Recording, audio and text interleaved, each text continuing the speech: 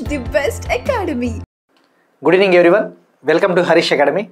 Today we will discuss October 29th current affairs in detail. ఇవాల్టి మన first topic international రిలేషన్స్కి సంబంధించిన మరొక important summit, మరొక ముఖ్యమైన సదస్సు 20వ తూర్పు ఆసియా శిఖరాగ్ర సమావేశం, 20th ఈస్ట్ ఏషియా సమ్మిట్, 20వ ఈస్ట్ ఏషియా సమ్మిట్, తూర్పు ఆసియా శిఖరాగ్ర సమావేశము. ఇక్కడ మనం తెలుసుకోవాల్సింది ఇంటర్నేషనల్ రిలేషన్స్ పాయింట్ ఆఫ్ వ్యూలో మనం ప్రీవియస్ క్లాసెస్లో ఏం డిస్కస్ చేసుకున్నాం. 47th ఏషియాన్ సమ్మిట్, 47వ ఆసియాన్ సదస్సు. ఆసియాన్ అంటే తెలుగులో ఆగ్నేయ ఆసియా ప్రాంతీయ కూటమి. 47th ఏషియాన్ సమ్మిట్ గురించి డిస్కస్ చేసుకున్నాం. అలానే 22nd ఏషియాన్ ఇండియా సమ్మిట్, 22వ ఆసియాన్ భారత్ మధ్య జరిగిన ఒక సదస్సు. ఇప్పుడు తూర్పు ఆసియా శిఖరాగ్ర సమావేశం, ఈస్ట్ ఏషియా సమ్మిట్. అగైన్ ఇది కూడా ఈ సౌత్ ఈస్ట్ ఏషియన్స్ దేశాలు ఏవైతే ఉన్నాయో, ఈ ఆగ్నేయ ఏషియా దేశాలతో పాటు ఈ తూర్పు ఆసియా కూటమిలో ఇంకా కొన్ని దేశాలు ఉంటాయి. ఈ దేశాలన్నీ కలిసి ఒక సమ్మిట్ని మలేషియాలోని కౌలాలంపూర్లో నిర్వహిస్తూ ఉన్నాయి. మనం డిస్కస్ చేసుకున్నాం కదా, 47th ఏషియాన్ సమ్మిట్ అక్టోబర్ 26 నుంచి 28 వరకు మలేషియాలోని కౌలాలంపూర్లో జరిగిందని చెప్పేసి. సేమ్ ఆ యొక్క ఆసియాన్ సదస్సులో భాగంగానే ఈ తూర్పు ఆసియా శిఖరాగ్ర సమావేశం జరిగింది. మరి ఏంటి ఆసియాన్కి ఈ ఈస్ట్ ఏషియా సమ్మిట్కి ఏంటి డిఫరెన్సెస్ అంటే, ఆసియాన్లో ఇప్పుడు 11 కంట్రీసే ఉన్నాయి, 11 దేశాలు ఆగ్నేయ ఆసియా దేశాలు, సౌత్ ఈస్ట్ ఏషియా దేశాలు. గుర్తుపెట్టుకోండి, ఆసియాన్లో ఇండియా మెంబర్ కాదు, భారతదేశము సభ్యుడు కాదు. మరి తూర్పు Asia summit, east Asia summit ఏదైతే ఉందో ఇందులో ఇండియా కూడా మెంబరే. ఆసియాన్ సమ్మిట్కి ఎవరు వెళ్ళారు? భారతదేశ ప్రతినిధిగా ఎక్స్టర్నల్ అఫైర్స్ మినిస్టర్ జయశంకర్ గారు, ప్రైమ్ మినిస్టర్ నరేంద్ర మోడీ గారు వర్చువల్గా పాల్గొన్నారు. ఇప్పుడు ఈ ఈస్ట్ ఏషియా సమ్మిట్ కూడా అక్టోబర్ 26 నుంచి 28 వరకు మలేషియాలోని కౌలాలంపూర్లో జరిగింది. ఇక్కడ ఒక డిక్లరేషన్ని తీసుకొని వచ్చారు, కౌలాలంపూర్ డిక్లరేషన్, కౌలాలంపూర్ ప్రకటన. మరి దీని ముఖ్య ఉద్దేశం వచ్చేసి ఈ యొక్క ఏషియా ప్రాంతం ఏదైతే ఉందో, ముఖ్యంగా ఇండో పసిఫిక్ ప్రాంతం ఉంది కదా, ఈ ఇండో పసిఫిక్ సముద్ర ప్రాంతంలో ఈ ఆసియా దేశాలు ఏవైతే ఉన్నాయో, ముఖ్యంగా ఈ తూర్పు ఆసియా దేశాల ప్రాంతాలలో పీస్ని, స్టెబిలిటీని తీసుకురావాలి, శాంతిని, స్థిరత్వాన్ని, అన్ని రకాలుగా పొలిటికల్ స్టెబిలిటీ కావచ్చు, రాజకీయ స్థిరత్వము, ఎకనామిక్ స్టెబిలిటీ, ఆర్థిక స్థిరత్వము. సో ఇటువంటి పీస్, స్టెబిలిటీని తీసుకురావడం కోసము కౌలాలంపూర్ డిక్లరేషన్ని ఈ 20వ తూర్పు ఆసియా శిఖరాగ్ర సమావేశంలో తీసుకొని వచ్చారు. ఆ విషయం గుర్తుపెట్టుకోండి. సో ఇక్కడ గుర్తుపెట్టుకోవాల్సింది కౌలాలంపూర్ డిక్లరేషన్ అంటేనే 20th ఈస్ట్ ఏషియన్ సమ్మిట్. మరి ఇంకా ఇది ఏమని చెప్తుందంటే, ఈ కౌలాలంపూర్ డిక్లరేషను ఈ తూర్పు ఆసియా దేశాల మధ్య కోఆపరేషన్ ఉండాలి, పరస్పర సహకారం ఉండాలి, ఈ మ్యారిటైమ్ సెక్టార్, ఈ మ్యారిటైమ్ రంగాన్ని, సముద్రాయన రంగాన్ని అభివృద్ధి చేసుకోవాలన్నా, అలానే ఈ సెక్యూరిటీ విషయాలలో, సెక్యూరిటీ మ్యాటర్స్లో పరస్పరం కోఆపరేట్ చేసుకోవాలి, సహకరించుకోవాలని చెప్పేసి ఇది చెప్తా ఉంది. సో ఇక మనం తెలుసుకోవాల్సింది, ఇందులో ఇండియా మెంబర్ అన్న విషయం గుర్తుపెట్టుకోండి. ఇక ఎన్ని కంట్రీస్ ఉన్నాయి, ఏసియాన్ దేశాలతో పాటు మరో కొన్ని దేశాలు ఉన్నాయి, మనం అవి తెలుసుకోవాలి. ఓవరాల్గా 18 కంట్రీస్ ఉంటాయి ఇందులో, ఓవరాల్గా 18 కంట్రీస్. ఇక ప్రస్తుతానికైతే ఏసియాన్ దేశాలతో పాటు ఇంకా ఏం కంట్రీస్ ఉన్నాయో మనం తెలుసుకోవాలి. ఇప్పుడు ఏసియాన్లో 11th కంట్రీగా తిమోర్ లెస్తే జాయిన్ అయింది, ఆ విషయం గుర్తుపెట్టుకోండి. మరి ఈ 10 ఏషియన్ మెంబర్స్ ఏవైతే Brunei, Cambodia, Indonesia, Laos, Malaysia, Myanmar, Philippines, Singapore, Thailand, Vietnam, వీటితో పాటు మరో 6 regional partners, China, Japan, south Korea, India, Australia, New Zealand, India, Australia, New Zealand. ఇక అమెరికా, రష్యా 2011లో జాయిన్ అయ్యాయి. అమెరికా, రష్యా ఈ ఈస్ట్ ఏషియా సమ్మిట్లో 2011లో జాయిన్ అయ్యాయి. ఇక మరి తిమోర్ లెస్తే అనేది ఇంకా ఈస్ట్ ఏషియా సమ్మిట్లో, ఈ తూర్పు ఆసియా కూటమిలో భాగం అయ్యిందా లేదా అని చెప్పేసి మనకి ఇంకా అధికారికంగా ప్రకటన అయితే వెలువడలేదు, అఫీషియల్ డిక్లరేషన్ రాలేదు. కాబట్టి ప్రస్తుతానికి ఈస్ట్ ఏషియా సమ్మిట్ అంటేనే గుర్తు రావాల్సింది మనకి 18 కంట్రీస్ అన్న విషయం గుర్తుపెట్టుకోండి. ఫర్దర్గా ఏదైనా తిమోర్ లెస్తే కూడా ఇందులో జాయిన్ అయిందని కనుక అప్డేట్ వస్తే మనం తప్పకుండా ఫర్దర్గా అప్డేట్ చేసుకుందాం. ఇక మరి ఈ ఈస్ట్ ఏషియా సమ్మిట్ ఎవరి ఆలోచన అంటే, ఇది ఏసియాన్ ఐడియా, ఇది ఏసియాన్ ఆలోచన. 2005లో దీన్ని లాంచ్ చేశారు. 2005లో ఈ తూర్పు ఆసియా కూటమిని లాంచ్ చేయడం జరిగింది. సో ఇది ఈస్ట్ ఏసియా సమ్మిట్కి సంబంధించిన ఇన్ఫర్మేషన్. నెక్స్ట్ వన్, 2026లో ఏసియాన్కు అధ్యక్ష పదవి ఫిలిప్పీన్స్కు అప్పగించడం జరిగింది. ఈ 47th ఏసియాన్ సమ్మిట్ ముగిసింది. ఇక నెక్స్ట్ 2026లో ఏసియాన్ సమ్మిట్ ఎక్కడ నిర్వహించబోతా ఉన్నారంటే ఫిలిప్పీన్స్ కంట్రీ. ఈ ఫిలిప్పీన్స్ కంట్రీలో జరగబోతా ఉంది. సో ఇది డైరెక్ట్గా మనకి ఫ్యాక్ట్ ఓరియంటెడ్.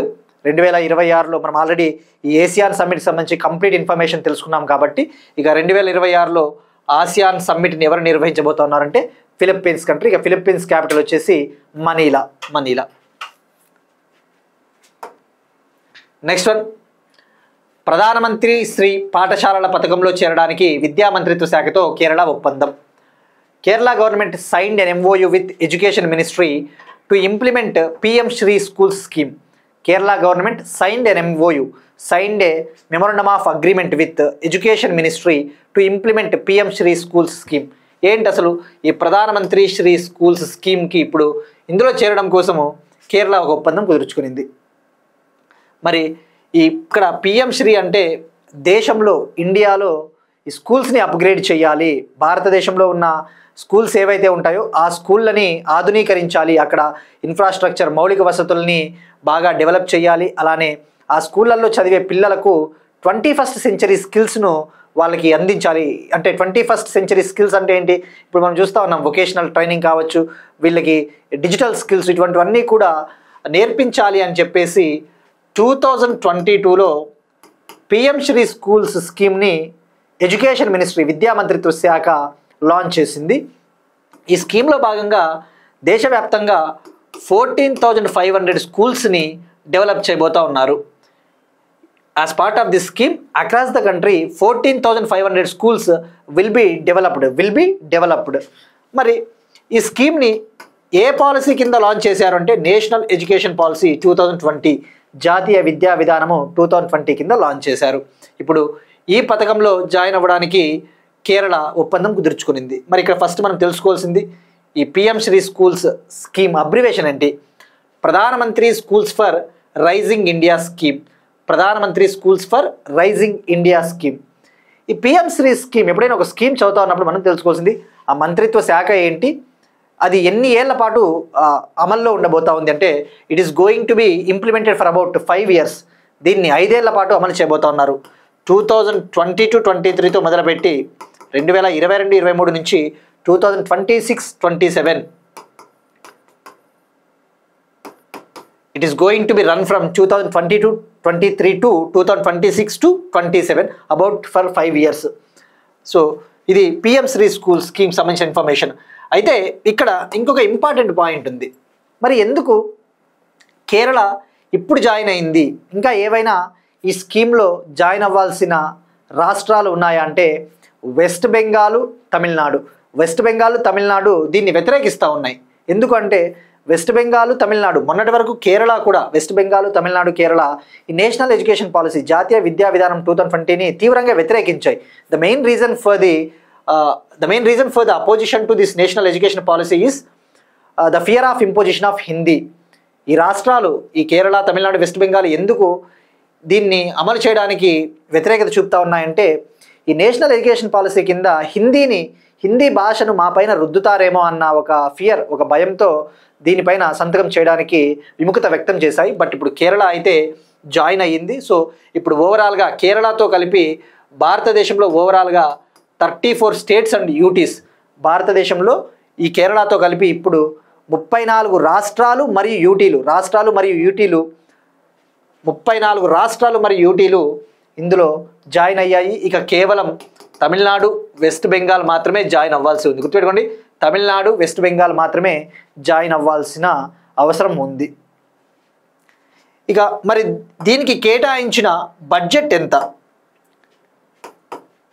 ఈ స్కీమ్కి కేటాయించిన బడ్జెట్ 27,360 crore, 27,360 కోట్లు ఈ 5 ఏళ్ల కాలానికి గాను.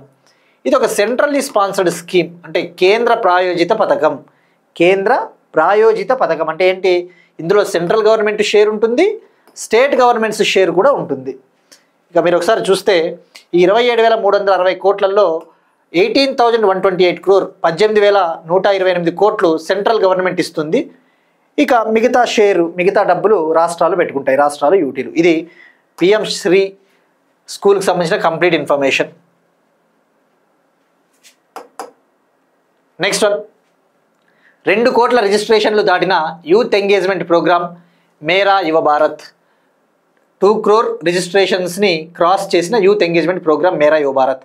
ఈ మేరా యువ భారత్ అనే ఒక ప్రోగ్రామ్ అనేది ఇది ఒక యూత్ ఎంగేజ్మెంట్ ప్రోగ్రామ్ అని చెప్పవచ్చు. అంటే భారతదేశంలో ఉన్న యువతకు అవసరమైన స్కిల్స్, లర్నింగ్ స్కిల్స్, వాళ్ళకి లీడర్షిప్ స్కిల్స్, నాయకత్వ లక్షణాలను అందించడం కోసము 2023 అక్టోబర్ 31న 2023 అక్టోబర్ 31 నేషనల్ యూనిటీ డే, జాతీయ సమైక్యతా దినోత్సవం రోజున ప్రైమ్ మినిస్టర్ నరేంద్ర మోడీ గారు లాంచ్ చేశారు. ఈ యొక్క ఇనిషియేటివ్, ఈ ప్రోగ్రామ్ అనేది youth affairs and sports youth affairs మంత్రిత్వ శాఖకు సంబంధించినది. Ministry of youth affairs and sports, క్రీడలు మరియు యువజన వ్యవహారాల మంత్రిత్వ శాఖకు సంబంధించిన ఈ స్కీము. ఇందులో ముఖ్యంగా యువత ఎవరైతే ఉంటారో, రూరల్ ఏరియాస్, అర్బన్ ఏరియాస్, గ్రామీణ మరియు పట్టణ ప్రాంతాలకు చెందిన యువత, ముఖ్యంగా 15 to 29 ఇయర్స్, 15 నుంచి 29 ఏళ్ల మధ్య ఉన్న యువత ఈ డిజిటల్ ప్లాట్ఫామ్లో, ఇది ఒక డిజిటల్ ప్లాట్ఫాము, డిజిటల్ వేదిక. ఈ డిజిటల్ వేదికలో వాళ్ళు రిజిస్టర్ అవ్వవచ్చు. తద్వారా వికసిత్ భారత్ 2047 లక్ష్యాన్ని సాధించడానికి యువతకు అవసరమైన స్కిల్స్ని నేర్పించడం జరుగుతుంది. As part of this digital initiative, youth aged between who are aged between 15 to 29 years, they can get enrolled into this digital platform. As a result, they will get some skills like leadership skills and learning skills, and many opportunities will be provided to the youth. So this is about Mera Yuva Bharat. This scheme is an initiative of, this program is an initiative of Ministry of Youth Affairs and Sports. Currently, who is the Minister of Youth Affairs and Sports? ప్రస్తుతం క్రీడలు మరియు యువజన వ్యవహారాల మంత్రి మన్సుఖ్ మాండవియా గారు. Next one, ఎకానమీకి సంబంధించిన current affairs. భారత సేవా రంగ వృద్ధిపై నీతి ఆయోగ్ నివేదిక. NITI Aayog released report on Indian service sector growth. NITI Aayog released report on Indian service sectors growth and trends. భారతదేశంలో ఈ ఉద్యోగ కల్పనలో కావచ్చు, అలానే గ్రాస్ వాల్యూ యాడెడ్, భారతదేశ ఆదాయంలో ముఖ్యంగా గ్రాస్ వాల్యూ యాడెడ్ అంటే స్థూల విలువ జోడింపు. గ్రాస్ వాల్యూ యాడెడ్ మనకి 2 టర్మ్స్ ఉంటాయి ఎకానమీలో, GDP, GVA. Gross domestic product స్థూల దేశీయ ఉత్పత్తి, జీవీఏ అంటే గ్రాస్ వాల్యూ యాడెడ్ అంటే స్థూల విలువ జోడింపు. ఈ 2 టర్మ్స్ ఉంటాయి. ఈ 2 టర్మ్స్ గురించి మనం డీటెయిల్గా డిస్కస్ చేసుకుందాం. అంతకంటే ముందు నీతి ఆయోగ్ ఏం రిపోర్ట్లు విడుదల చేసింది? ఇండియాలో ఎకానమీ ఆదాయం ఏదైతే ఉందో, మన ఆదాయంలో సేవల రంగం వాటా ఎంత ఉంది, to what extent service sector is contributing to India's economy అని చెప్పేసి ఒక రిపోర్ట్ని విడుదల చేసింది. ఆ రిపోర్ట్ వచ్చేసి Indian service sector insights from GVA trends and state level dynamics. భారతదేశ సేవల రంగము ఈ స్థూల విలువ జోడింపు ధోరణులు మరియు రాష్ట్ర స్థాయి డైనమిక్స్ పేరిట ఒక రిపోర్టు. మరి ఈ రిపోర్ట్ ఏం చెప్తా ఉంది? 2011-12తో పోల్చుకుంటే 2023-24 నాటికి, 2011-12తో పోల్చుకుంటే 2023-24 నాటికి భారతదేశంలో ఈ యొక్క సేవారంగ వృద్ధి ఎలా ఉంది అని చెప్పేసి 2023-24లో భారతదేశ స్థూల విలువ జోడింపులో సేవల రంగం వాటా వచ్చేసి 54.5% ఉందట. In 2023-24 the share of service sector to country's gross value added is at 54.5%. మరి ఫస్ట్ ఇక్కడ మనం తెలుసుకుందాం, గ్రాస్ వాల్యూ యాడెడ్ అంటే ఏందో తెలుసుకుందాం. Gross value added, gross domestic product అనేది 2 ఉంటాయి. ఫస్ట్ మనము జీడిపి గురించి తెలుసుకుందాం. స్థూల దేశీయ ఉత్పత్తి అంటే ఏంటి? The total value of goods and services produced in the country. మన భారతదేశంలో ఉత్పత్తి అయ్యే వస్తువులు కావచ్చు, సేవలు, వాటి యొక్క మొత్తం విలువ. జీడిపిలో ఫర్ ఎగ్జాంపుల్ విదేశాలకు చెందిన ఇన్వెస్టర్స్ ఎవరైతే ఉంటారో, ఫారిన్ కంపెనీస్ ఇండియాకు వచ్చి పెట్టుబడులు పెట్టి భారతదేశంలో ఏదైనా ఉత్పత్తి చేస్తే అది కూడా మన భారతదేశ జీడిపిలో భాగం అవుతుంది. ఈవెందో అది ఫారిన్ కంపెనీ అయినా. మనకి జీడిపి ముఖ్య ఉద్దేశం ఏదైనా ఇండియాలో ఉత్పత్తి అవ్వాలి. ఒకవేళ ఇండియాకు చెందిన కంపెనీ ఇండియన్ కంపెనీ అనేది ఫారిన్ కంట్రీస్కి పోయి అక్కడ ఒక కంపెనీ పెట్టి అక్కడ ఉత్పత్తి చేస్తే అది భారతదేశ జీడిపిలో భాగం అవ్వదు. ఎందుకంటే మన ఇండియన్ కంపెనీ అయినప్పటికీ కూడా అది వేరే దేశంలో పెట్టుబడి పెట్టింది, వేరే దేశంలో ఉత్పత్తి చేస్తూ ఉంది కాబట్టి ఆదాయం విదేశాలకే వెళ్తుంది. కేవలం ఇండియాలోనే ఉత్పత్తి అవ్వాలి జీడిపి. అది ఫారిన్ కంపెనీలు పెట్టి ఉత్పత్తి చేసినా నో ప్రాబ్లం. సో అయితే జీవీఏ జనరల్గా మన జీడిపి వృద్ధి రేటు మనం ఎక్కువగా చూస్తూ ఉంటాం, మనం వార్తల్లో కూడా చూస్తూ ఉంటాం. World bank, reserve bank of India భారతదేశ వృద్ధి జీడిపి అంచనాలు ప్రకటిస్తూ ఉంటుంది. మరి జీవీఏ అంటే ఏంటి? గ్రాస్ వాల్యూ యాడెడ్, స్థూల విలువ జోడింపు. ఇక్కడ జీవీఏ అంటే the total value of goods and services produced in the country minus the cost of raw materials and intermediate goods. అంటే ఏంటి? ఉదాహరణకు భారతదేశంలో ఉత్పత్తి అయిన మొత్తము వస్తువులు మరియు సేవల విలువ, the total value of goods and services produced in the country minus అంటే తీసివేస్తున్నాం, minus cost of raw materials. Cost of raw materials అంటే ఏంటి? ఈ ఒక ప్రోడక్ట్ని తయారు చేయడానికి అవసరమైన రా మెటీరియల్స్ వాటి యొక్క ఖర్చుని తీసేస్తే అది జీవీఏ. ఉదాహరణకు ఒక వుడెన్ టేబుల్, ఒక చెక్క టేబుల్ని మనము తయారు చేయాలనుకుంటున్నాం. ఒక వుడెన్ టేబుల్ని తయారు చేయాలి అనుకుంటే దానికి రా మెటీరియల్గా మనకి చెక్క అవసరం అవుతుంది. అలానే ఇంటర్మీడియట్ గూడ్స్గా అంటే దాంట్లో మనం ఏం గూడ్స్ని ఉపయోగిస్తాం దాన్ని తయారు చేయడం కోసం మేకులు అటువంటి ఉపయోగిస్తాం. అయితే ఈ గ్రాస్ వాల్యూ యాడెడ్ స్థూల విలువ జోడింపులో ఏం చేస్తారు అంటే ఆ యొక్క వుడెన్ టేబుల్ని తయారు చేయడానికి లేబర్ని ఉపయోగిస్తాము, మెషినరీని అవసరమైన యంత్రాలను ఉపయోగిస్తాము. ఆ మొత్తం ఉత్పత్తి చేసిన తర్వాత ఆ వుడెన్ టేబుల్కి ఆ చెక్క టేబుల్ ఖర్చు ఎంత అయ్యిందో దాంట్లోంచి ఆ రా మెటీరియల్స్ ఖర్చుని వాటిని తీసివేస్తాం. ఎందుకంటే ఇది గ్రాస్ వాల్యూ యాడెడ్ అనేది ఇందులో ట్యాక్సెస్ని, సబ్సిడీస్ని, పన్నులని, అటు సబ్సిడీలని అటువంటి వాటిని పరిగణలోకి తీసుకోదు. It doesn't include the effect of taxes and subsidies. పన్నులు మరియు ఈ సబ్సిడీల ప్రభావాన్ని అంచనా పరిగణలోకి తీసుకోడు. తద్వారా ఏమవుతుందంటే మన యొక్క ఆర్థిక వ్యవస్థని పర్ఫెక్ట్గా అంచనా వేయాలి అంటే మన ఆర్థిక వ్యవస్థలో ఏ రంగం వాటా ఎంత ఉందని చెప్పేసి పర్ఫెక్ట్గా తెలుసుకోవాలి అంటే గ్రాస్ వాల్యూ యాడెడే కరెక్ట్, స్థూల విలువ జోడింపే కరెక్ట్. అలా కాకుండా జీడిపిని కనుక ఉపయోగించినట్టయితే జీడిపి అనేది ఇన్ఫ్లేషన్ని కూడా పరిగణలోకి తీసుకుంటుంది, అంతే కదా. ట్యాక్స్లు ఇస్తూ ఉంటారు, సబ్సిడీలు ఇస్తూ ఉంటారు, తద్వారా కొన్నిసార్లు ఈ రేట్లు ఎక్కువ అవుతూ ఉంటాయి, తగ్గు అవుతూ ఉంటాయి. It will get inflated and also it will get deflated for some time. So భారతదేశం ఒక దేశ వృద్ధి రేటుని, ఒక దేశ ఆదాయాన్ని పర్ఫెక్ట్గా అంచనా వేయాలి అంటే జీవీఏ స్థూల విలువ జోడింపు అనేది కరెక్ట్. సో ఇప్పుడు జీవీఏ గురించి క్లారిటీ వచ్చింది కాబట్టి ఇక 2023-24లో ఈ మొత్తం స్థూల విలువ జోడింపులో టోటల్ జీవీఏలో సర్వీస్ సెక్టార్ వాటా ఎంత ఉంది అంటే 54.5% ఉందట. ఇక అదే ప్రైమరీ సెక్టార్ విషయానికి వస్తే అంటే అగ్రికల్చరు, యానిమల్ హస్బెండరీ, ఈ వ్యవసాయ రంగము, ఈ పాడి పరిశ్రమ ఇటువంటివన్నీ వాటి వాటా ఎంత ఉంది అంటే 16.7% of total GVA. The contribution of primary sector is 16.7% of GVA in 2023-24. ఇక సెకండరీ సెక్టార్ అంటే ఏంటి? మ్యానుఫ్యాక్చరింగ్ సెక్టార్, తయారీ రంగము. ఈ సర్వీస్ సెక్టార్ అయిపోయింది, ప్రైమరీ సెక్టార్ అయిపోయింది. సెకండరీ సెక్టార్ వాటా వచ్చేసి 29% ఆఫ్ జీవీఏ. 2023-24లో ఈ జీవీఏలో 29% సెకండరీ సెక్టార్ ఉంది. అంటే ఇక్కడ మనం తెలుసుకోవాల్సింది అత్యధికంగా వాటా సర్వీస్ సెక్టారు. మరి ఏ స్టేట్ టాప్ ఉంది అంటే తెలంగాణ టాప్లో ఉందట. ఇక్కడ జిఎస్విఏ అంటే గ్రాస్ స్టేట్ వాల్యూ యాడెడ్, స్థూల రాష్ట్ర విలువ జోడింపు. స్థూల రాష్ట్ర విలువ జోడింపు 2011-12లో తెలంగాణలో ఈ సేవల రంగం వాటా ఎంత ఉంది అంటే జిఎస్విఏలో 52.8% ఉంటే అది 2023-24కి 62.4%కి చేరుకునింది. మరి జాతీయ యావరేజ్తో పోల్చుకుంటే ఎక్కువే కదా.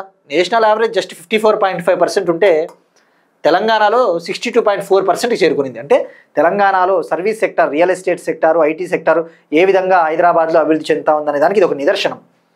మరి ఆంధ్రప్రదేశ్ విషయానికి వస్తే 2011-12లో ఈ రాష్ట్ర స్థూల విలువ జోడింపులో వాటా 40.9% ఉంటే అది 2023-24 నాటికి 42%కి చేరుకునింది, 42%.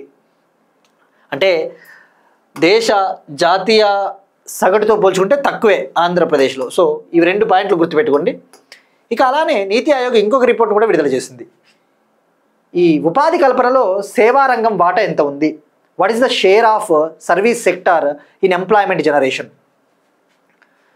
ఆ రిపోర్ట్ ప్రకారం ఏం చెప్తా ఉందంటే నేషన్స్ యావరేజ్ జాతీయ సగటు 2011-12లో 26.9% ఉంది. అంటే ఏంటి, 26.9% మందికి ఉపాధి కల్పిస్తూ ఉంది సేవా రంగము.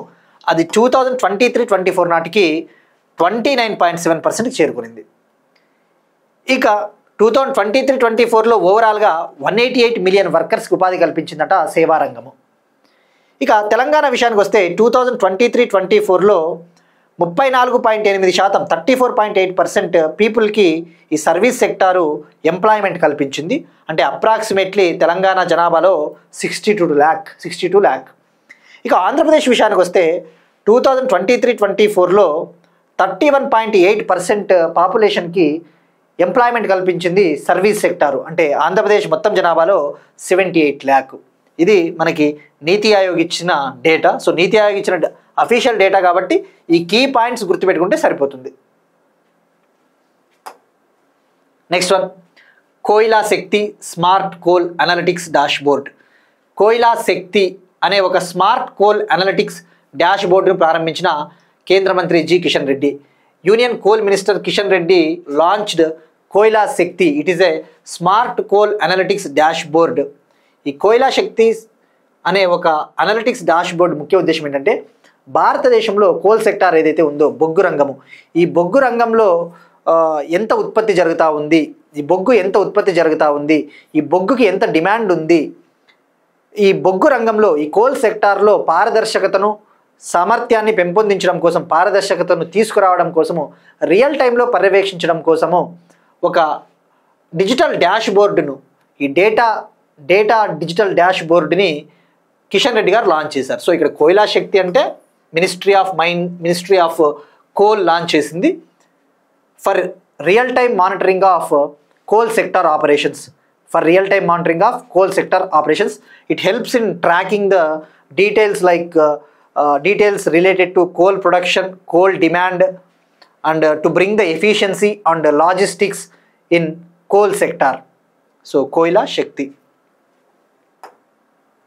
Next one, అంతర్జాతీయ సౌర కూటమి అసెంబ్లీ 8వ సమావేశాన్ని ప్రారంభించిన ప్రెసిడెంట్ ద్రౌపది ముర్ము గారు. అంతర్జాతీయ సౌర కూటమి అసెంబ్లీ 8వ సమావేశాన్ని ప్రారంభించిన president Droupadi Murmu inaugurated 8th assembly session of International Solar Alliance in న్యూఢిల్లీలో ప్రారంభించింది. అంతర్జాతీయ సౌర కూటమికి చెందిన 8వ అసెంబ్లీ సమావేశము, గుర్తుపెట్టుకోండి 8th. అయితే ఇక్కడ ఫస్ట్ తెలుసుకోవాల్సింది, ఈ సమావేశము న్యూఢిల్లీలో ప్రారంభమైంది. అక్టోబర్ 27న ప్రారంభమైంది, అక్టోబర్ 30 వరకు జరుగుతుంది. అంటే 4 రోజుల పాటు. మరి ఏంటి ముఖ్య ఉద్దేశం? పేరులోనే ఉంది, అంతర్జాతీయ సౌర కూటమి. ఈ అంతర్జాతీయ సౌర కూటమి ఇంటర్నేషనల్ సోలార్ అలయన్స్ ముఖ్య ఉద్దేశం ఏంటి? క్లైమేట్ చేంజ్ని తగ్గించాలి, రెన్యూబుల్ ఎనర్జీని ఉపయోగించడం ద్వారా, ఈ పునరుత్పాదక శక్తి వనరులను ఉపయోగించడం ద్వారా ఈ వాతావరణ మార్పుల్ని మనం తగ్గించవచ్చు అని చెప్పేసి. ఎప్పుడు లాంచ్ చేశారు? 2015లో జరిగిన COP21 సమ్మిట్లో కదా. 2015లో జరిగిన COP21 సమ్మిట్ ఎక్కడ జరిగింది? ప్యారిస్, ఫ్రాన్స్ జరిగింది కదా. UNFCCకి సదస్సు జరుగుతుంది, United Nations framework convention on climate చేంజ్కి ప్రతి సంవత్సరం కూడా సదస్సు జరుగుతుంది. ఆ 2015లో COP21వ సదస్సు ఫ్రాన్స్లో జరిగింది, ప్యారిస్లో. అప్పుడు ఇండియా, ఫ్రాన్స్ కలిసి లాంచ్ చేసిన ఒక ఇనిషియేటివే ఇంటర్నేషనల్ సోలార్ అలయన్స్. మరి ఇప్పుడు ఈ 8వ అసెంబ్లీ సమావేశాన్ని న్యూఢిల్లీలో ప్రారంభించారు. ఈ సమావేశానికి 124 దేశాల ప్రతినిధులు హాజరయ్యారు. 124 కంట్రీస్ అటెండెడ్. మరి ఇండియాలో new and renewable energy minister ఎవరున్నారు? ఈ పునరుత్పాదక మంత్రిత్వ శాఖ మంత్రి ప్రహ్లాద్ జోషి గారు అటెండ్ అయ్యారు. అలానే ఈ ISA international Solar alliance director general Ashish Khanna గారు కూడా అటెండ్ అయ్యారు. మరి దీని ముఖ్య ఉద్దేశము ఏ విధంగా క్లైమేట్ చేంజ్ని తగ్గించాలి, ప్రపంచవ్యాప్తంగా ఈ సోలార్ ఎనర్జీని అభివృద్ధి చేయాలి అన్నది ముఖ్య ఉద్దేశం. సో ఇక్కడ ఈ కాంటెక్స్ట్లో తెలుసుకోవాల్సింది, ISAలో మెంబర్ కంట్రీస్, మీరు అఫీషియల్ వెబ్సైట్కి కనుక వెళ్తే ఐఎస్ఏ అధికారిక వెబ్సైట్కి వెళ్తే international Solar alliance member countries అని కొడితే మనకి మెంబర్స్ అని చూపిస్తుంది, సిగ్నేటరీస్ అని కూడా చూపిస్తుంది. మెంబర్సు, సిగ్నేటరీసు అంటే ఫుల్ టైం మెంబర్స్ వేరు, సంతకాలు చేసిన దేశాలు వేరు. ఈ సిగ్నేటరీస్ అనేవి ఫుల్ టైం మెంబర్స్ కాదు. ప్రస్తుతం అంతర్జాతీయ సౌర కూటమిలో ఫుల్ టైం మెంబర్సు 107 ఉన్నాయి, 107. మనం డిస్కస్ చేసుకున్నాం ఆగస్ట్ 2025 కరెంట్ అఫైర్లో. మాల్డోవా అనేది ఈ ఇంటర్నేషనల్ సోలార్ అలయన్స్లో 107వ సభ్య దేశంగా జాయిన్ అయింది. Moldova joined as 107th member country of this alliance in August 2025. ఏది మాల్డోవా కంట్రీ 107వ దేశం. అంటే ఇవి ఫుల్ టైం మెంబర్స్, పూర్తి స్థాయి సభ్య దేశాలు. కానీ సిగ్నేటరీస్ ఉంటాయి, జస్ట్ కేవలం సంతకాలు చేసి ఉంటాయి, కానీ ఇవి ఇంకా ఫుల్ టైం మెంబర్స్ కాదు. అలాంటివి 17 ఉన్నాయి. సో ఓవరాల్గా 107 + 17 124 కంట్రీలు. మరి ISA head quarters Gurugram, Haryana, ఇండియాలోనే ఉంది. సో ఇది ఐఎస్ఏకు సంబంధించిన ఇన్ఫర్మేషన్. ఇంకా వన్స్ ఈ సమ్మిట్ ముగిసిన తర్వాత, ఈ సమావేశం ముగిసిన తర్వాత ఏమైనా ముఖ్యమైన ప్రకటనలు, ముఖ్యమైన డిక్లరేషన్స్ వస్తే మనం తెలుసుకుందాం. సో ఇలా ఉంటుంది. అఫీషియల్ వెబ్సైట్కి వెళ్తే మీరు మెంబర్ కంట్రీస్ అని ఒకటి ఉంటుంది, సిగ్నేటరీస్ అని చెప్పి 2 డాష్ బోర్డ్స్ ఉంటాయి.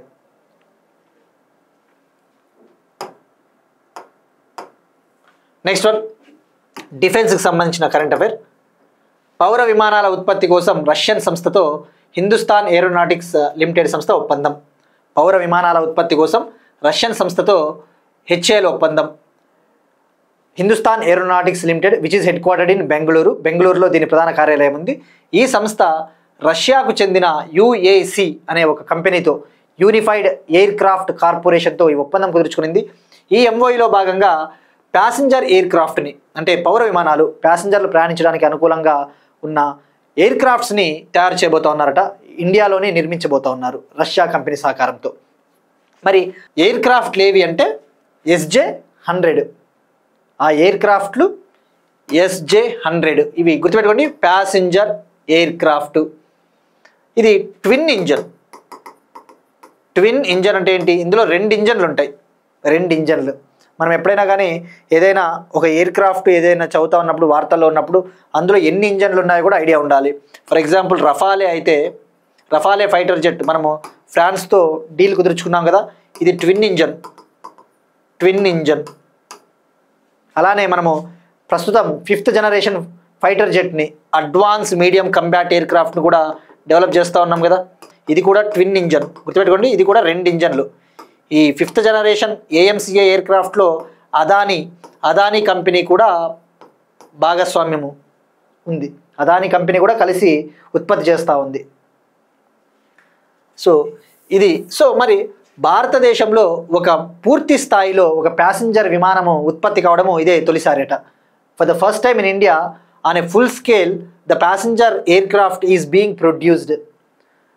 మరి ఇది ముఖ్యంగా మన రీజనల్ కనెక్టివిటీ స్కీమ్ ఉంది కదా, ఉదాన్ స్కీమ్, ఉదయ్ దేశ్ కా ఆమ్ నాగరిక్ 2016లో లాంచ్ చేశారు. ఇటీవలే ఈ స్కీము 9 ఏళ్ళు కంప్లీట్ చేసుకునింది. ఈ స్కీమ్లో భాగంగా భారతదేశంలోని టైర్ 2, టైర్ 3 సిటీలకు అవసరమైన విమానయాన సౌకర్యాన్ని కల్పించడం కోసము ఈ ప్యాసింజర్ ఎయిర్ క్రాఫ్ట్ సుకోయ్ SJ-100 తప్పకుండా ఉపయోగపడుతుందట. సో ఇది రష్యాకి మనకి ఒప్పందాలు. ఇక రష్యాతో మనకి డిఫెన్స్ కోఆపరేషన్ ఉంది. ముఖ్యంగా S-400 Triumf air defence system, గగనతల రక్షణ వ్యవస్థను కావచ్చు, ఆయిల్ పరంగా మనం ఆయిల్ని ఎక్కువగా దిగుమతి చేసుకుంటూ ఉంటాము. సో ఇవన్నీ కూడా మనకి రష్యాతో కోఆపరేషన్.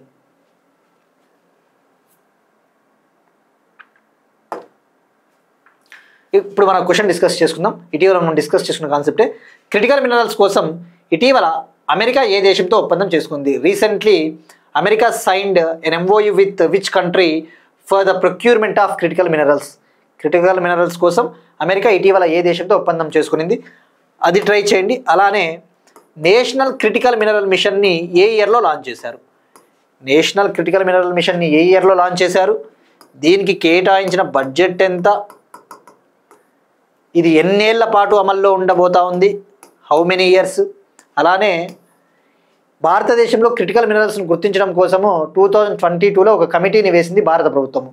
అప్పుడు ఆ కమిటీ వేసినప్పుడు ఆ కమిటీ ఇండియాలో కొన్ని మినరల్స్ని కీలకమైన ఖనిజాలుగా గుర్తించింది. That committee identified how many minerals as a critical minerals. ఎన్ని ఖనిజాలను కీలకమైన ఖనిజాలుగా గుర్తించింది. ఇది కూడా ట్రై చేయండి. సో ఓవరాల్గా ఈ స్కీమ్ గురించి క్లియర్గా ఇన్ఫర్మేషన్ ట్రై చేయండి కామెంట్ సెక్షన్లో. ఇక నిన్న అడిగిన క్వశ్చన్ వచ్చేసి మనము భారతదేశంలో నిర్వహించిన ఫస్ట్ స్నో లెపర్డ్ సెన్సస్లో ఇండియాలో ఎన్ని స్నో లెపర్డ్స్ ఉన్నాయంటే 718 మంచు చిరుతలు ఉన్నాయి. మరి అత్యధికంగా లడక్, ఈ లడఖ్లో 477 ఉన్నాయి. లడక్ ప్రాంతంలో 477 స్నో లెపర్డ్స్ ఉన్నాయి. సెకండ్ వచ్చేసి ఉత్తరాఖండ్లో 124 స్నో లెపర్డ్స్ ఉన్నాయి. థర్డ్ హిమాచల్ ప్రదేశ్ ఉంది. మరి అయితే ఇక్కడ మనం తెలుసుకోవాల్సింది ప్రపంచంలో అత్యధికంగా స్నో లెపర్డ్లు ఉన్న దేశం ఏది అంటే చైనా. ఇండియాలో స్నో లెపర్డ్లు 718, కానీ ప్రపంచంలో అత్యధికంగా స్నో లెపర్డ్లు ఉన్న దేశం చైనా. మనం నిన్న ఒక క్వశ్చన్ అడిగాం, కొంతమంది కామెంట్ సెక్షన్లో కన్ఫ్యూజ్ అయ్యారు. మనం అడిగిన క్వశ్చన్ ఏంటంటే ప్రపంచంలో అత్యధిక సాంద్రత కలిగిన ప్రపంచంలో ఈ స్నో లెపర్డ్లు అత్యధిక సాంద్రతగా ఎక్కడ ఉన్నాయి, world's highest density of snow leopards found in which place అని మనం క్వశ్చన్ అడిగాం. ఇక్కడ మనము అత్యధికంగా స్నో లెపర్డ్లు ఉన్న ప్రాంతం అడగలేదు, సాంద్రత అన్నాము.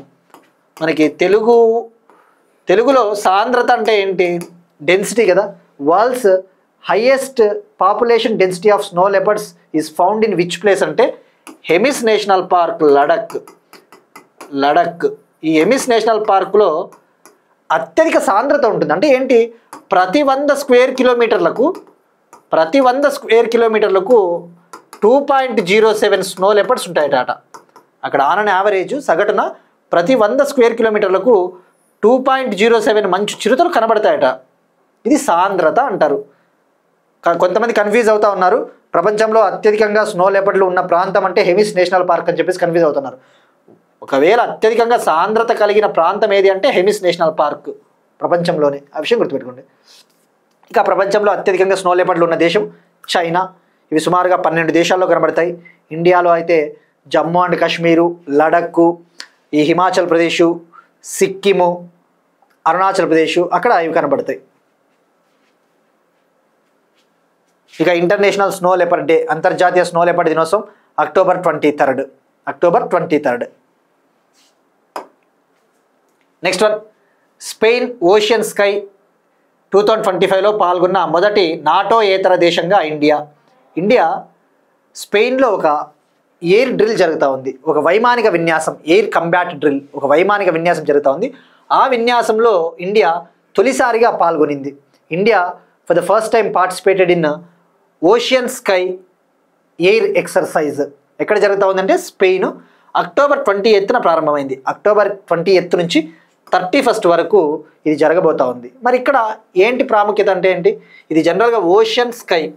ఈ ఓషియన్ స్కై అనే ఎక్సర్సైజు నాటో దేశాలకు సంబంధించిన ఎక్సర్సైజు, నార్త్ అట్లాంటిక్ ట్రీటీ ఆర్గనైజేషన్కు సంబంధించిన ఎక్సర్సైజు. అయితే నాటో దేశం కాకపోకుండా భారతదేశం నాటో దేశం కాదు కదా. ఫర్ ద ఫస్ట్ టైం నాటోలో భాగం కాని దేశం పాల్గొనింది India. So first non NATO nation to participate in this Ocean Sky exercise అంటే ఇండియా. ఎక్కడ జరుగుతూ ఉంది, స్పెయిన్. మరి నాటో అంటేనే గుర్తు రావాల్సింది, ఇందులో 32 మెంబర్ కంట్రీస్ ఉంటాయి. 32 మెంబర్ కంట్రీస్. ఇటీవల 2025లో నాటో సమ్మిట్ నెదర్లాండ్స్లోని ద హేగ్లో జరిగింది. ఎక్కడ జరిగింది, నెదర్లాండ్స్లోని ద హేగ్లో నాటో సదస్సు. NATO headquarters Belgium Brussels.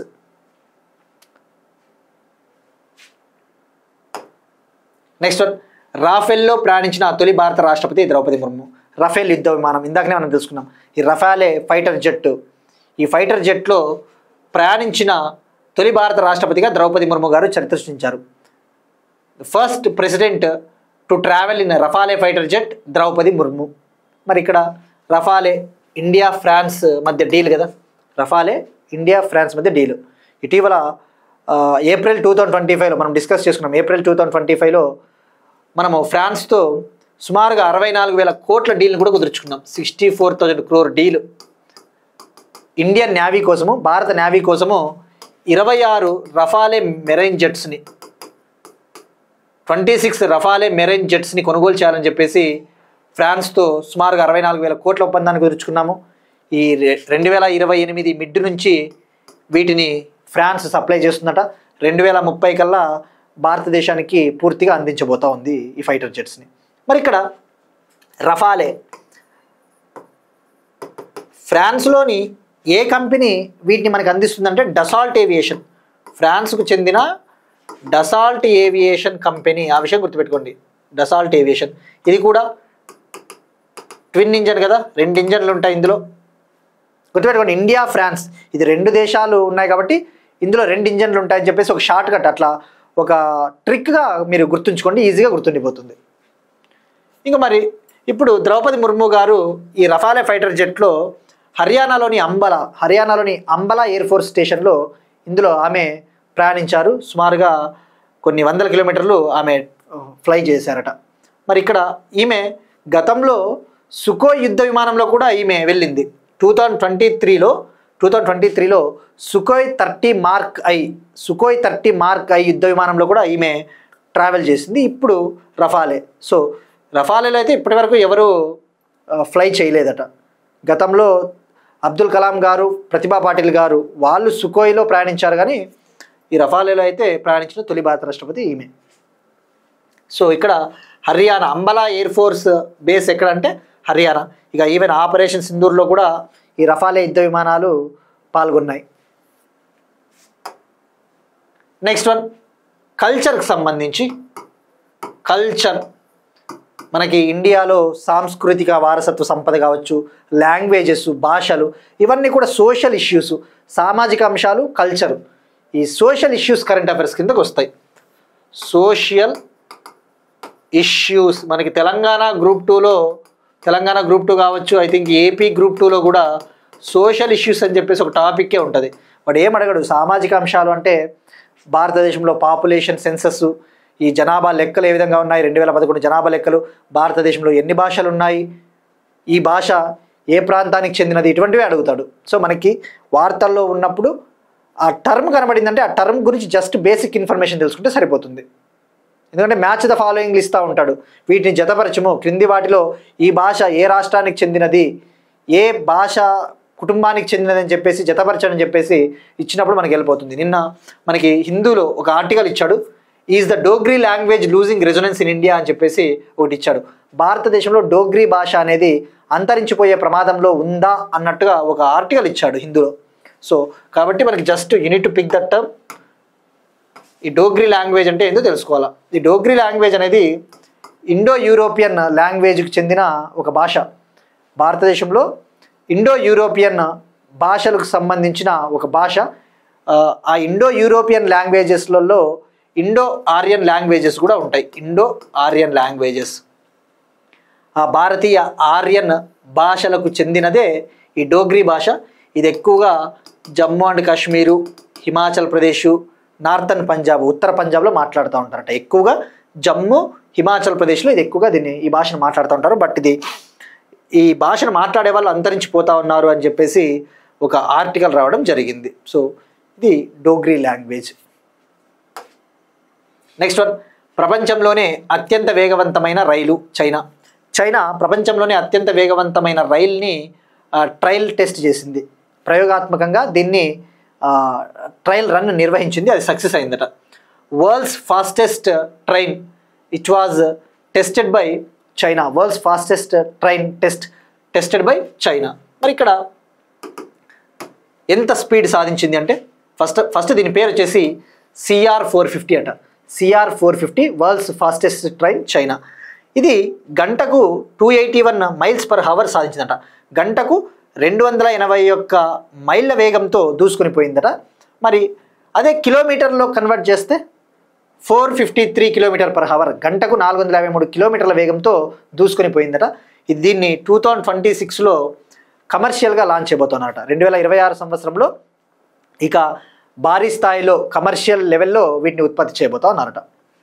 ఇక ఇండియాలో బుల్లెట్ ట్రైన్ అంటేనే గుర్తురావాల్సినది అహ్మదాబాద్ నుంచి ముంబై మధ్య నడపబోతా ఉన్నారు జపాన్ సహకారంతో. సో ఇది fact oriented current affair. Next one, plutonium ఒప్పందం నుంచి వైదొలిగిన రష్యా. ప్లుటోనియం ఒప్పందం నుంచి వైదొలిగిన రష్యా. రష్యా ఉక్రెయిన్ క్రైసిస్ ముదురుతూ ఉంది.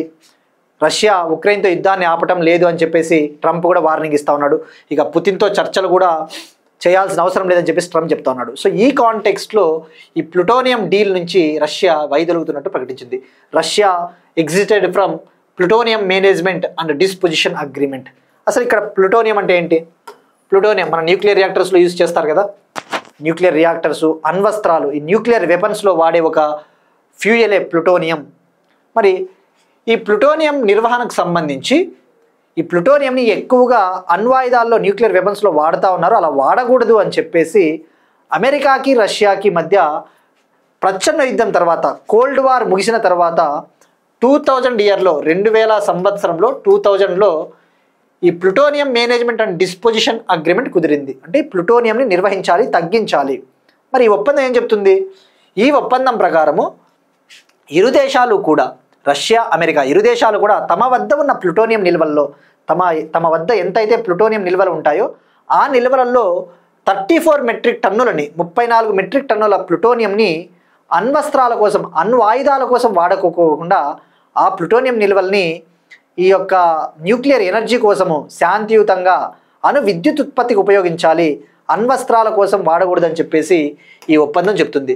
This agreement states that whatever the plutonium reserves having with these countries, both Russia and America, they should utilize 34 metric tons of plutonium for the purpose of production of nuclear energy, but not for the purpose of production of nuclear weapons అని చెప్పేసి ఈ ఒప్పందం చెప్తుంది. So మరి ఇది 2000 సంవత్సరంలో ఈ ఒప్పందం కుదిరిందట. 2010లో ఒకసారి దీనికి సవరణ జరిగిందట. In 2010 amendment was made to this agreement. So ఇక్కడ జస్ట్ ఇది కూడా ప్లుటోనియంకి సంబంధించిన ఇన్ఫర్మేషన్. ఈ అగ్రిమెంట్ అమెరికా రష్యా అనే విషయం గుర్తుపెట్టుకోండి. నెక్స్ట్ వన్, అవార్డ్స్ ప్రైజెస్ సంబంధించిన current affairs. Ursula Le Guin fiction prize 2025. Ursula Le Guin fiction prize 2025. ఇది అమెరికాకు చెందిన ఒక లిటరరీ అవార్డు. అమెరికాకు చెందిన ఉర్సులా లీగిన్ అనే ఒక లిటరరీ ట్రస్ట్ ఈ అవార్డుని 2022 నుంచి ఇస్తూ ఉంది, 2022 సంవత్సరం నుంచి. అయితే ఫిక్షనల్ వర్క్స్కి ఇవ్వడం జరుగుతుంది ఈ అవార్డుని. అంటే కాల్పనిక సాహిత్యానికి, నవలలు, ఫిక్షనల్ వర్క్స్కి ఇవ్వడం జరుగుతుంది. ఈ 2025 ఇయర్కి గాను శ్రీలంకకు చెందిన ఒక ఆథర్, శ్రీలంకకు చెందిన ఒక రచయిత వజ్ర చంద్రశేఖర అనే పర్సన్కి, ఒక వ్యక్తికి లభించింది. ఆయన రచించిన రేక్స్ ఫాల్ అనే ఒక నవలకు లభించింది. సో గుర్తుపెట్టుకోండి, ఇది జస్ట్ అమెరికాకు చెందిన ఒక అవార్డు, లిటరరీ అవార్డు. దీని కింద $25,000 అమెరికన్ డాలర్స్ ప్రైజ్ మనీగా ఇవ్వడం జరుగుతుంది. 25,000 అమెరికన్ డాలర్స్ నగదు బహుమతిగా ఇవ్వడం జరుగుతుంది. ఇవి ఇవాళ కరెంట్ అఫైర్స్. మనం ఒకసారి క్విక్గా రీక్యాప్ చూద్దాం. 20వ తూర్పు ఆసియా శిఖరాగ్ర సమావేశం కౌలాలంపూర్, మలేషియా. 2026లో ఆసియాన్కు అధ్యక్ష పదవి ఫిలిప్పీన్స్. PM3 స్కూల్ స్కీమ్లో జాయిన్ అయిన కేరళ. 2 కోట్ల రిజిస్ట్రేషన్లు దాటిన యూత్ ఎంగేజ్మెంట్ ప్రోగ్రామ్ మేరా యువ భారత్. భారత సేవారంగ వృద్ధిపై నీతి ఆయోగ్ నివేదిక. Koyla Shakti smart coal analytics dashboard coal మంత్రిత్వ శాఖ. అంతర్జాతీయ సౌర కూటమి 8వ అసెంబ్లీ సమావేశం న్యూఢిల్లీ. పౌర విమానాల ఉత్పత్తి కోసం రష్యన్ సంస్థతో HAL ఒప్పందం. స్పెయిన్ ఓషన్ స్కై 2025 ఎక్సర్సైజ్లో పాల్గొన్న మొదటి నాటోయేతర దేశంగా ఇండియా. రాఫెల్లో ప్రయాణించిన తొలి భారత రాష్ట్రపతి ద్రౌపది ముర్ము. డోగ్రీ భాష జమ్మూ ప్రాంతము. ప్రపంచంలోనే అత్యంత వేగవంతమైన రైలు CR-450ని టెస్ట్ చేసిన చైనా. ప్లుటోనియం ఒప్పందం నుంచి వైదొలిగిన Russia. Ursula Le Guin fiction prize 2025 విజేత శ్రీలంకకు చెందిన రచయిత వజ్ర చంద్రశేఖర. ఇది అమెరికా ఇచ్చే ఒక award. That's it. These are today's current affairs. Will meet you next time. Thank you everyone.